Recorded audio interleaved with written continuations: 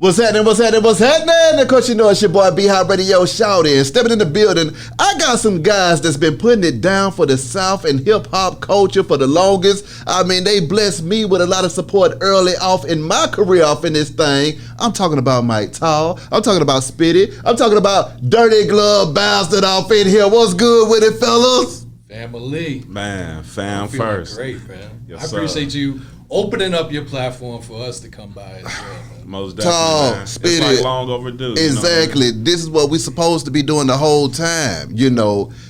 Fellas, Dirty Glove Bastard, how did it get started? Take me back to day one when y'all conceived this whole notion. And what made y'all call it Dirty Glove Bastard? Because that was the slickest name, period. Yeah. So it was actually created by our founder, Ziploc. Okay, so Ziploc is from Detroit. Yeah. Dirty Glove is another name from Michigan. Ooh. So he The had murder relocated down to Dallas, and I guess he was known kind of like as the music guy in his Yeah. city. So instead of mailing, this was back when CDs, remember we started Yeah. 2007, Yeah. so CDs were still hot. Facts. So he used to mail CDs like back up north. Mm-hmm. So he was like, I'm going to start a blog. You guys can just download the music I'm listening to straight from here. That's right. So that's how it started. 2007 is a free blog spot right off Google.com. My God. And it was a platform where, you know, back then in that early blog era, there weren't platforms that were showcasing Southern hip hop At or all. street niche music. You know what I'm Exactly. saying? So, you know, most blogs were featuring East Coast and West Coast music. So Zip brought a whole new element featuring, you know, music from artists like Scarface. He was first up on, you know, people like Slim Duncan and all those old Waka, you know, projects, things like that.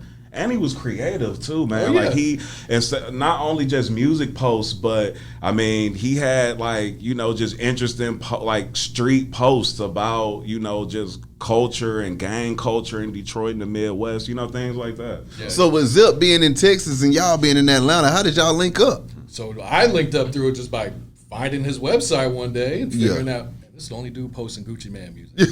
He's the only one posting trap music, and that's what I was into at Exactly. the time. So it just started off with me just kind of sharing some, you know, some things for him to post, and then one day he just hit me, he's like, I'm gonna log in so you could post too. Exactly. So that's how it started. That was back in 2008, and I really didn't expect much out of it. It was just kind of something I did in my free time. And Yeah.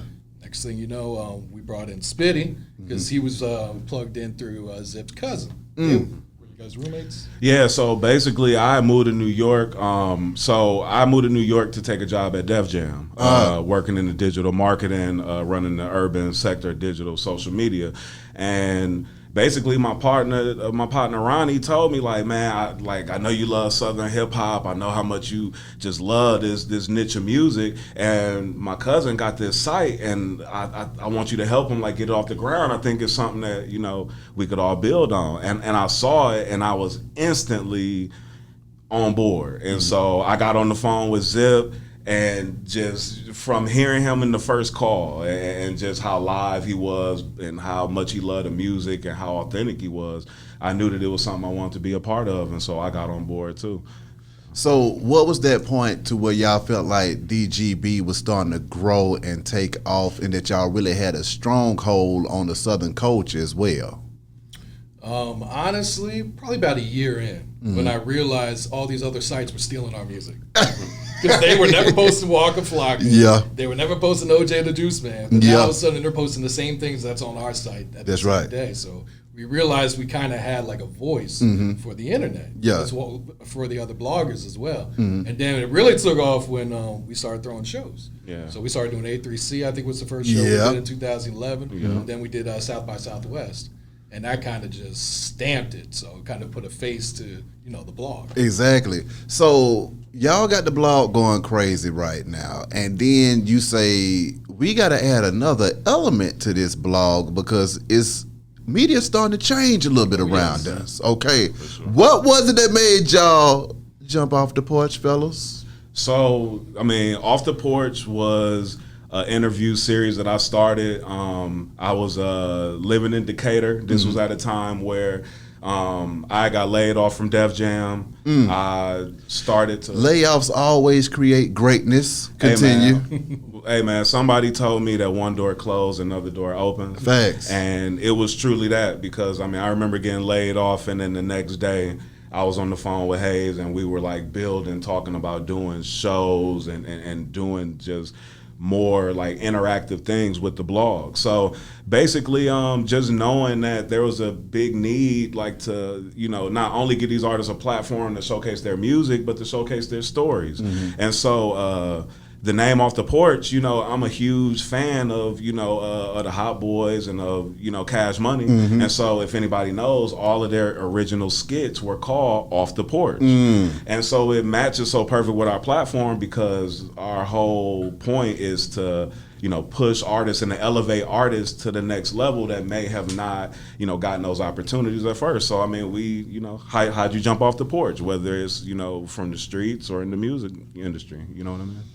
I got to go back to the blog site part of it too, though, man, because that's what helped me out so much early on. Like I said in my interview with y'all, that really, first of all, Dirty Glove Bastard was one of those situations to where I knew that y'all were operating independently inside the industry, but it was also reputable at the same damn time. So every time I would go to my analytics and I would see where I would get some love from DGB, it would make me feel warm and fuzzy on the inside. I'm like, okay, they see what the hell I'm doing over here. They respected me, and they got all this other good content here, and I'm on the right fucking path in this thing. Okay, how about that? Yeah, like I said, you were the only one interviewing the artists we were interested in. Exactly. So it was like perfect. And then my God, your interviews are dope anyway. So. What was it like when y'all started to realize that there was a demand for DGB though, man? And was it something that y'all just woke up when they're like, damn, everybody was trying to get off the damn porch in this thing, or everybody trying to get on the website? What was that tipping point for y'all?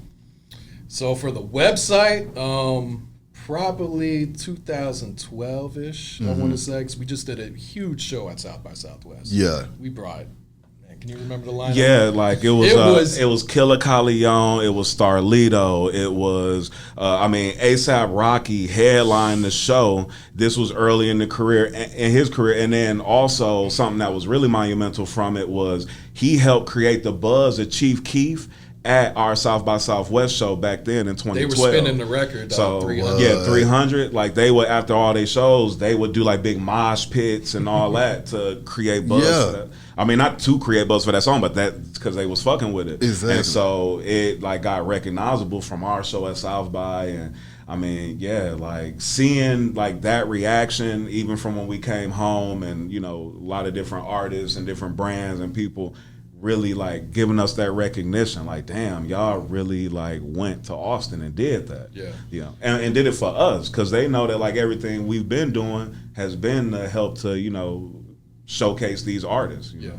And then we brought in our business partner Pooh. Yeah, so Pooh was a rapper from Dallas. Okay, and so him and Zip had always been cool. I had always supported Pooh's music, but he was stepping into more like a behind the scenes role. Yeah. So he was managing artists, and he stepped to us to come aboard of Dirty Glove Bastard.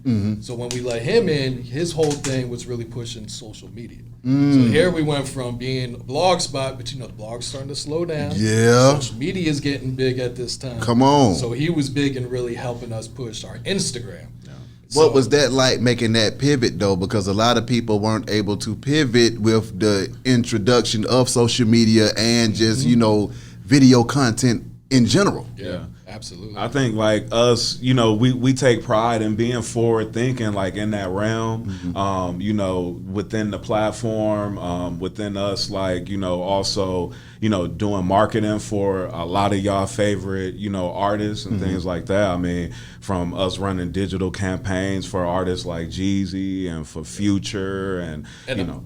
Cut you off real quick. He's being a little humble. He's been doing this digital marketing since what, 2004? Yeah, so he's been around before even DGB. He was doing this. Yeah. Like, he was breaking artists back then. So I've been all right. So my background, I mean, I come from a writer background. I started out interning for the Source magazine, and started up a blog called Contrabanded.com back early blog era, like 2002, 2003, just to, you know, date everything before YouTube started, when we used to have to actually code. Before YouTube. Yeah.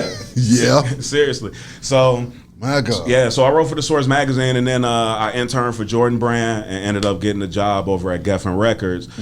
Jeff Dixon was like a huge part of like, you know, putting me down, helping me, you know, get into that position after he just met me like for about an hour. Damn.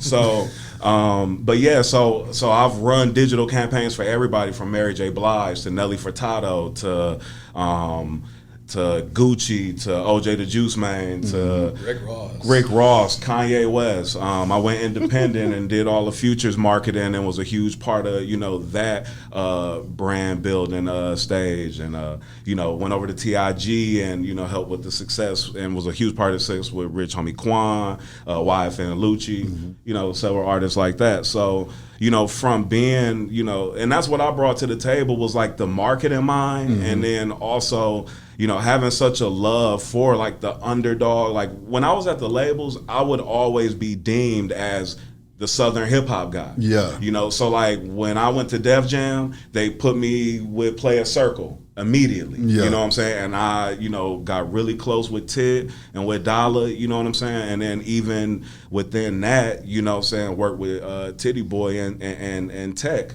you know, into building that transition, you know, from Titty Boy to 2 Chainz. So yeah, you know, like just having been doing like this marketing and just having love for artists and doing this for so long, you know, brought that all over to the platform to, you know, help to bring these artists to the forefront. Answer me this though, fellas. When it comes to breaking artists, how do y'all feel when you see that artist come in as a nobody and then 5 years later they're the biggest damn shit in the world? Yeah. Well, thanks to the internet, it's 5 months later. Yeah, it's like 5 months later. My God. So we've seen it a lot of times. Yeah. And, you know, it makes us feel like, you know, that we're doing something right. Who surprised you though, Hayes?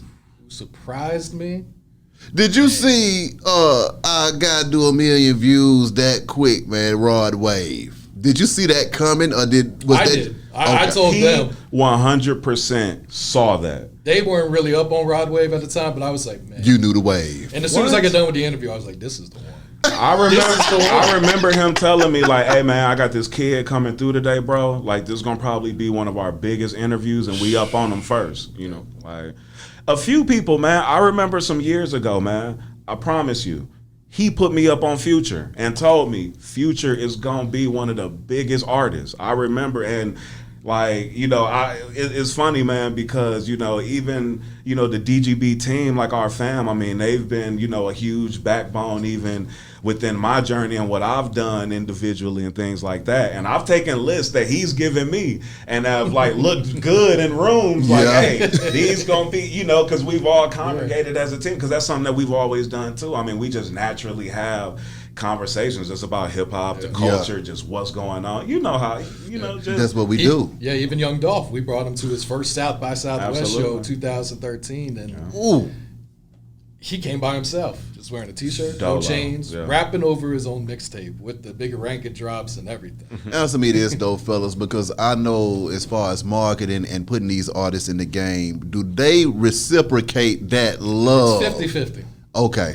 Talk to me. And then how does that make y'all feel as people that put folks in the game for a living when that love is not reciprocated and when it is reciprocated? Yeah. I think for me, a long time ago, I was able to like not take any of this stuff personally. Yeah.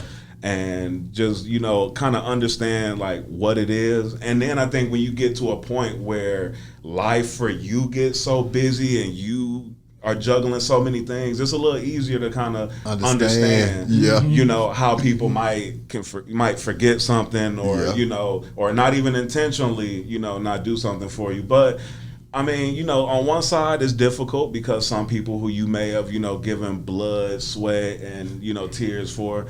And, you know, we've seen people where, you know, we're growing our platform and we've tried to, you know, get looks, get people to come through. And it's, okay, I'm going to do it next week or I'm going to do it. And, you know, it never happened. But, I mean, man, we just stay the course, man. Yeah. And we set goals and we stay focused on that. And, you know, and one thing we always say to each other is like, hey, man, we're not going to chase people to, you know, see our vision. Yeah. So, you know. Who were the ones that showed the love, though? Whew. Man. It's been a lot, man. So Starlito. Yeah, Starlito that's shows a so good much one. He's love. a real one. Love. Yeah, Man. Even Young Dolph. yeah, Dolph. This whole camp has always showed love to I mean, us. Young Dolph was actually too. The first couple of interviews when Off the Porch launched was Bankroll Fresh. Young Dolph was another. Yeah, I one. think that was Dolph's first ever Yeah. interview Yeah. he's ever done. Yeah. It was right there off the porch. Yeah, I mean back then I On the was real porch, outside, absolutely in the dark. in the dark, outside, air conditioner loud, like because back then I was working with Dolph handling his marketing and media and things like that. So yeah, those are a lot of those interviews. You know, that interview was one of his first. You know, we did like Double XL back then, and you know, like BET and a lot of early looks. So. Interviewing people and talking to them is a real personal experience for people, man. How do y'all feel when these artists leave that porch and die? It's rough. You see what I'm saying? Absolutely. It's like, wait a minute, I was doing this with the intention of you going out and being great, and then Someone I interviewed last year just passed away this past week. It's just like, sheesh. Yeah, and it's hard because you see these guys come in and these dudes so young. You know what I'm saying? And I look at these dudes and a lot of times I put myself kind of in their shoes when I was that age. Like, was I thinking this way? Was I moving this way? Or what was I doing differently? Or whatever. And it's hard, man. You see these people come in with so much promise. You know what I mean? And then for their lives to end so suddenly. I mean, it's tough. And I couldn't imagine being in the shoes of you guys who are actually conversing with these guys for that 30 minutes, maybe that hour. I mean, like you said, that can get so personal, and you can feel like you know somebody on a level more than you've ever known them. Yeah. When doing that. So definitely tough. So now I got to ask y'all about the DGB compound. Okay, I slid through the DGB compound and I was like, okay, y'all got it going on in this thing. Talk to me about creating the compound from the porch. Yeah. I mean, the compound, basically, Space 620, it's the name of the compound. And, like, we wanted to have a creative space where we could, just have like-minded people, be creative. And, we've got recording studio facilities in there, plugged in studios. Shout out Twan the God and Aaron. DGB, and DGB is bigger than just the blog, just the interviews. It's a whole media company, a whole platform. We've got some films in the works that are coming. We've got some other types of like really dope content that's coming that I'm really excited about. So, really, man, it was for us to have a creative compound for us to come to build about hip hop, the culture, and just have fun, man. It's really a dream come true when you think about it. Because I was living down in Tampa, blogging my ass off for years from just my bedroom. You know what I'm saying? So it was always a vision for us all to come together and have one spot to where we can invite people over. We can be able to get that personal interaction with people. How do y'all feel being able to create a business that allows y'all to make money doing what y'all love to do versus what you have to do?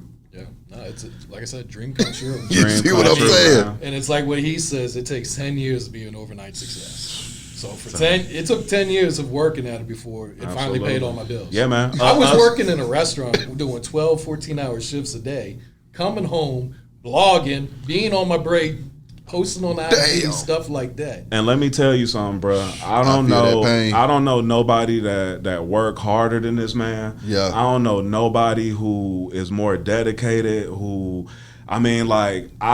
a point in time, I didn't even know that he had all this going on. So I would be calling him, all times of the day, he picking up, I'm hitting him with stuff. I would not know that he's doing all these other things, but then, he's always ahead of the game with knowing who's the latest and greatest, what's hot, what's not. Being super organized, being professional and just being, and then maintaining the relationships, how you guys have a relationship, how so many other artists, come in and I just see the respect, you know what I'm saying? So I just gotta say that because, you know, he's the backbone of DGB. You know what I'm saying? It's a couple of us members, and we all respect each other and are equals. But I'll say, you know, this guy's the backbone, and he, you know, he's definitely inspired me. And even at times where maybe I didn't see the vision that we had set out together, but maybe didn't see it at certain times, you know, he picked me back up, and all of us members in the team have been able to do that at different times with each other. And I think that's why we've been able to be successful and even maintain it's crazy to say, the longevity, because we've really been around, you know, all the whole time. Yeah. The whole time. Yeah. Like I say, when Hayes came through with Corey Moe, I saw that eye of the tiger in you at that moment. I said, okay, I already know what the hell's about to happen here. Yeah. But answer me this, though, fellas, staying down throughout it all, was there ever any times in this DGB experience where you were like, you know what, this is some bullshit, and I don't know if I want to continue doing it? What were those times, and how did y'all get over them? So what those times were like I said, I was working 12, 14 hours shifts at the restaurant, wasn't seeing much money off of DGB. You know, it was just... websites were going down. Blogging was non-existent almost. So what got me out of it was, like I said, bringing in Pooh. Yeah. Kind of helped rejuvenate that fire. Yeah. Even let me shout out Mikey Nike as well. Absolutely. Because he wanted to start putting together A3C shows. Yeah. Absolutely. And that really kind of, and that gave me something to do. You know what I'm saying? Besides just sitting here typing up blogs and doing Twitter and all that. Yeah, curating shows and doing that, like that's a whole nother beast. And then what about the mixtapes as well? Yeah. So, yeah, you know, we tried really getting into the mixtapes. It was never really like our thing. Yeah. So we got a few mixtapes floating around. Well, I hosted one of them. I was on one of them with my boy, man, Put On Tone, Slick and all them. The administration, man. So that's how I know. I was like, because y'all was the go-to. Yeah. Tone hit me up and said, B, I need you to host this. He said, I'm about to put it with Dirty Glove Bounce. I said, let's go. It sounded like a plan to me. So now I can recall that. So being DGB and then also taking that torch and building that foundation, because you got, like you said, you got your Source magazines and all of these other media outlets and stuff like that, but y'all literally built this thing from the ground up. So talk to me about having that solid foundation on which to stand on now moving forward, because now you can branch out into A3Cs and South by Southwest and then films and videos and everything like that. So what is that like? How imperative was it for you all to build a solid foundation, and how long do you think it took for y'all to build that foundation up? 10 years. So the key for it was having our voice. Yeah. Like we've been saying, we were the only ones really posting Southern music back then. Now you look, that's all anyone. That's all. We about to get into that part of the game too. So, we gonna get into that part of the game. Definitely just staying down, building it, and for me, it was really taking that leap of faith in 2017. Was quitting my job, leaving everything behind in Tampa. You know, my parents, my friends, everything, and moving up here to Atlanta to really build this brand, to really build the off the porch content. Because Tampa really didn't have much going on at the time. I was so glad he trusted me, man. I called him. I called Dre. Shout out Dre. I called him, man. Like, yo, because it was that point in time where I was, because I was living back and forth between New York and Atlanta, like coming down here every once in a while. You know, do some stuff for us or whatever I'm doing, and then go back to New York and, you know, do that. And then I was like, yo, I'm done with New York. The gentrification was crazy. I was living in Brooklyn. And so I came down here, and I remember calling them and being like, yo, like, let's all come together and make this happen. Like, I'm about to dedicate, you know, everything to this. And yeah. And as far as the foundation, I think what really helped us was we had a solid group of individuals who are humble, who ain't on no cocky shit, nothing like that, and who are all hard workers as well. Exactly. And I think when it's all said and done, the DGB family tree, when it's all said, we're going to be in every building.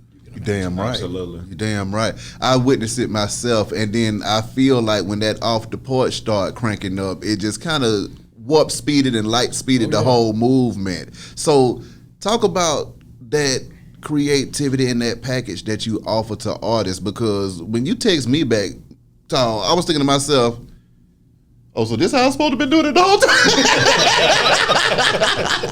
I had to get to you before someone else. Come on, man. Because I was like, you're a legend in this community and this culture, man. Man. So the fact that, I don't know if you've done any interviews before, but just me knowing your story, knowing that you're a professor as well, it's like, Right. hold on.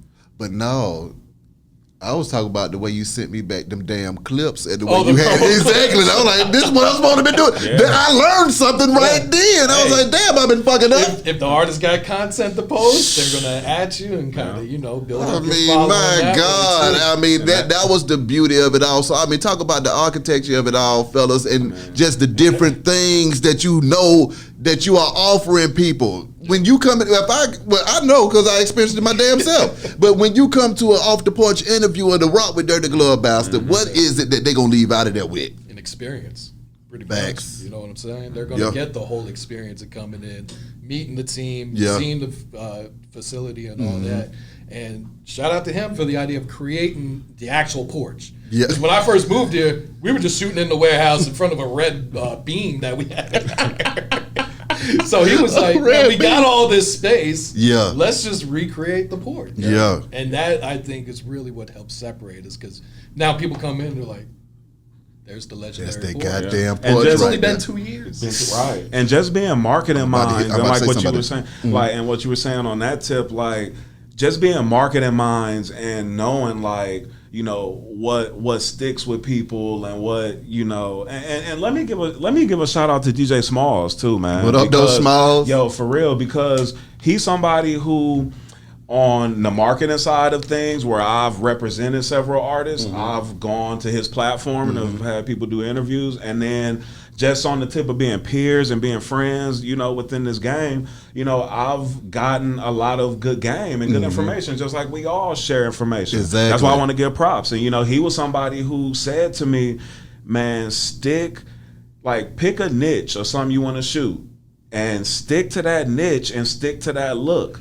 And knowing that we had the porch originally, like at the house we were shooting at, it was one of those things. I mean, we got a 4,000 square foot warehouse. That's right. It's like, yo, let's build a porch right here, put it on wheels. You know what I'm saying? And wait, but I didn't know the porch was mobile too, fellas. Yeah. You gotta move it around sometimes. The porch is mobile, so like the whole goal with it too in the beginning, of creating off the porch was, some of our goals. One of them was that we said, whenever there's like a car and bike show, or whenever there's like a festival, or something like that going on, we want to brand the porch so much that it's a must-have at any festival, any event. Oh, that's so slick. We want the porch at the BET Awards. Oh, we wanted that Rolling Loud. We wanted that, places like that. We want at the car and bike show. So, us, being marketing minds and knowing that we needed to brand something that would stick with people, was, really,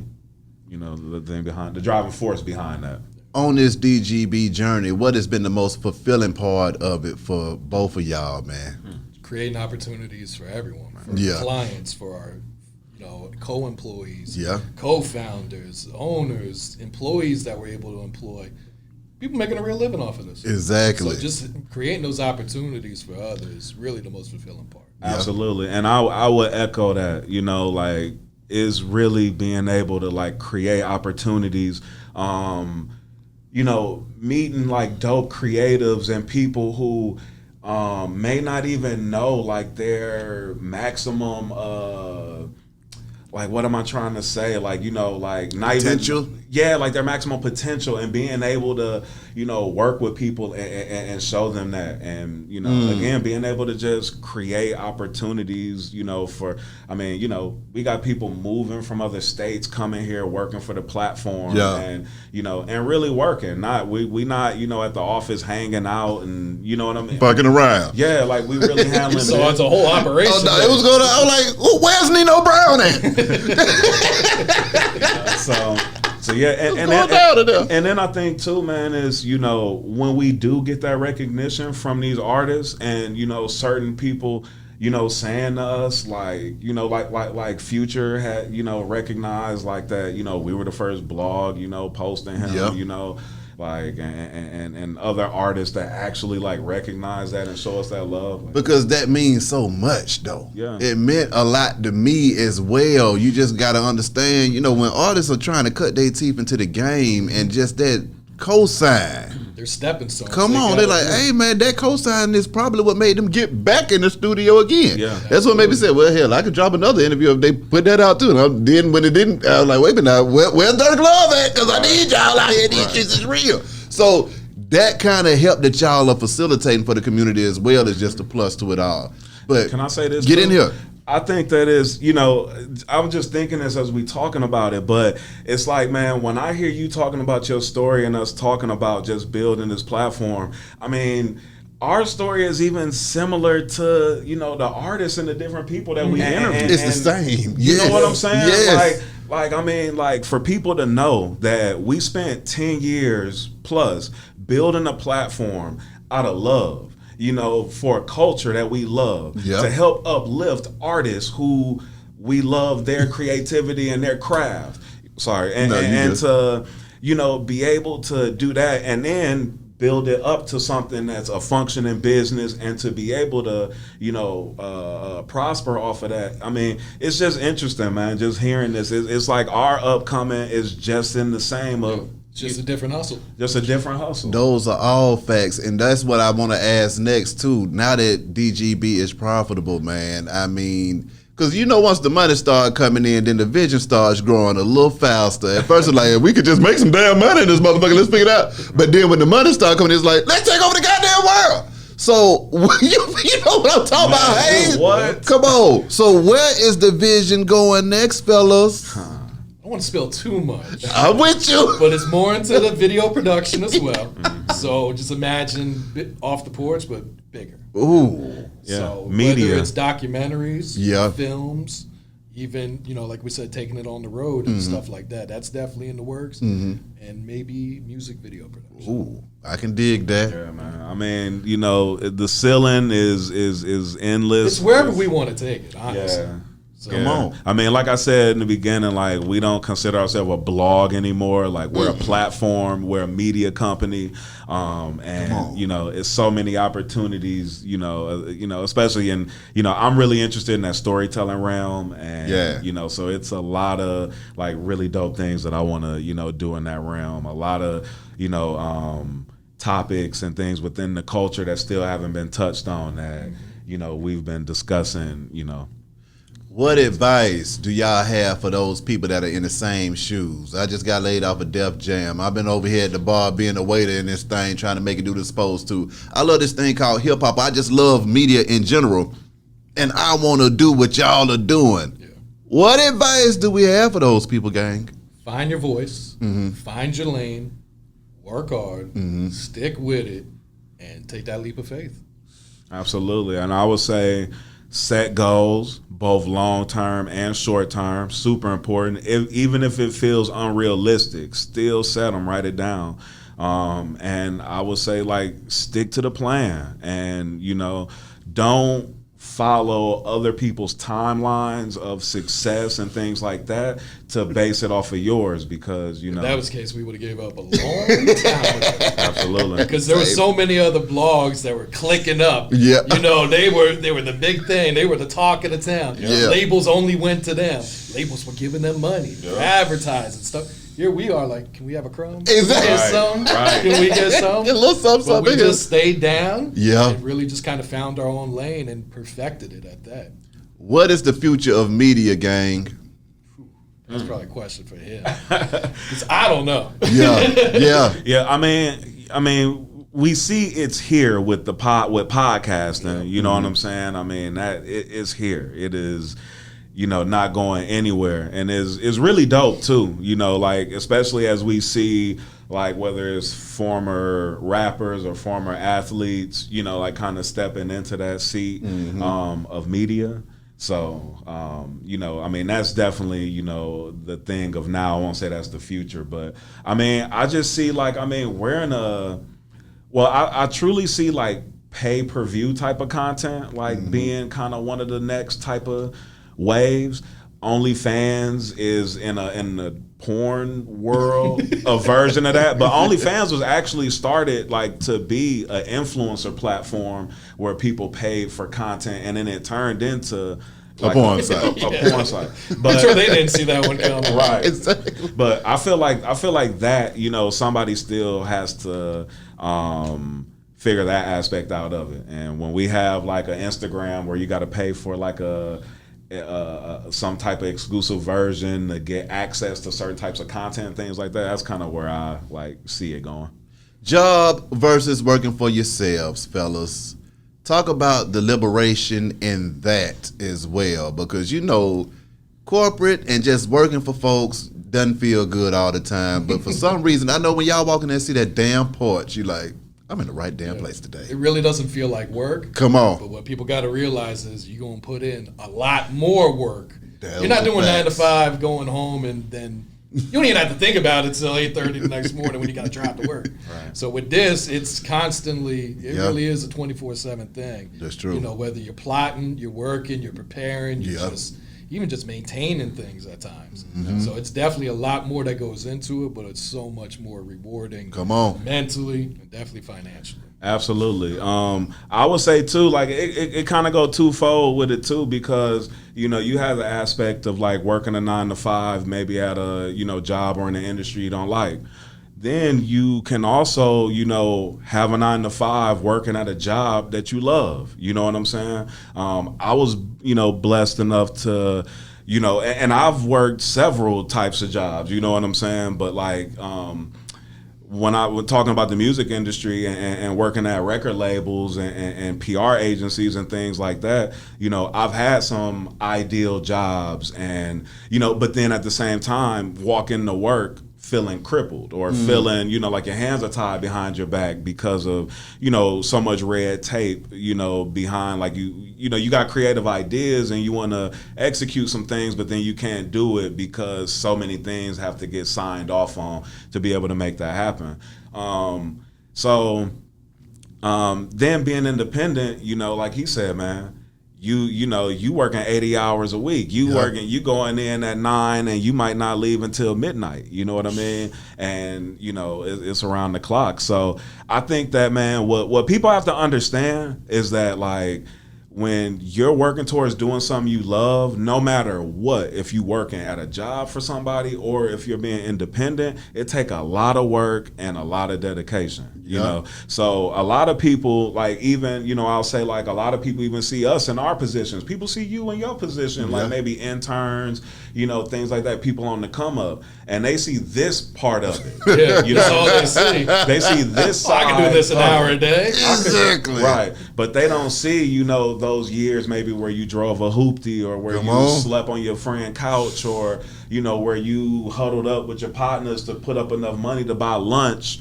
Or you just cried all night long. Hey, I'm telling you. Or you got to edit your videos yourself because you can't afford someone else to do it. Come on. Exactly. So, so I think that, man, I always tell people, like, there's nothing wrong with having a job. Hell no. And I always push the people that in order to get towards our goals of, being in some of these seats that we're in, you might have to work a job for X amount of time, whether it's at a warehouse or, you know what I'm saying, or if you're a postman or if you're, whatever you're doing, you feel me? And so, but as long as you got those goals set and as long as whatever you're doing, you working towards those goals of what you want to get to, then, you're going to be happy and, you can see success with it. Hayes, what interview impacted you the most after you were done that you said, you know what, these folks just wore my mental out in this thing? Oh, man, there's been a lot. The Rod Wave one's probably one of my favorites, though. Yeah. Just because he was so down to earth. Yeah. He was very vulnerable and honest in his interview, which, as you know, in this industry can be pretty rare. Yeah. A lot of people want to stick to the cliches. Exactly. They want to live up to this image or And this waste your damn character. time. Yeah. And, or even some people just come in and, oh my God, there's a light, there's a camera. I'm going to shut down now, you know what I'm saying? I've had that happen. So it's just the ones where people can just be themselves and that you can click just mentally and personally and just kind of just feed off of their energy to where you look down and it's like, oh man, we've been talking 45 minutes. Yeah. My bad. We should have wrapped up 15 minutes ago. Those are the best ones. Exactly. You walk away and it's like, man, this is what it's all about. Exactly. Spit it. Fiend interview was great. Yeah, Fiend is the damn truth. Oh man, Come that on. man can talk. Exactly. He got some say, stories. "My bad for being long-winded." I'm Yeah, like, exactly. nah. As a kid, this is what I grew up listening to. Exactly. These are questions I wanted to ask you 20, 25 years ago. Facts. So Facts. those are like kind of my favorite ones to do. It's Yeah. like, you know, kind of like the lane that you and where you get Same to interview thing. these legends. And see, now let me say this. See, and this is the other thing that we need people to understand too, because folks love to think that it's a competition. But what they don't understand is the way the algorithm works. Your video suggests my video. And And vice my versa. video suggests your video. So if you come down here, you holler at B-High and DGB, guess what? We all about to win in this thing. And artist wins too. Exactly. Absolutely. Come on. Yeah. Come on. So that's one of the things, that's one of the misconceptions that folks just don't even understand when they don't get the algorithm and just emotional stuff. Spit it. When it came to marketing, what was the time that you felt like you really got your shit off? Ooh, wait, that's a good one. Man, a time where I really felt like I got my shit off. Man, I mean, look, I'll say recently, man. Me and YFN Lucci me and YFN Lucci last year, man, we sat down, we set some goals, and said that we were gonna put a couple of plaques on the wall, and we did that with a platinum plaque with this single "Wet," and then with a 7.62 gold, and then he had the #1 hip hop album with "Wish Me Well 3." You know, when a lot of people counted them out. You know Come what I'm saying? on now. So. You know, I've had a few moments where I felt like I got my shit off, but I would say most recently and even most satisfying, you know, because we literally sat down, came up with the plan, said what we was gonna do, did it, and then it worked. Yeah. You know what I mean? So yeah, most definitely. Lastly, fellas, is there anything that y'all want to let these folks know, and how can they contact y'all?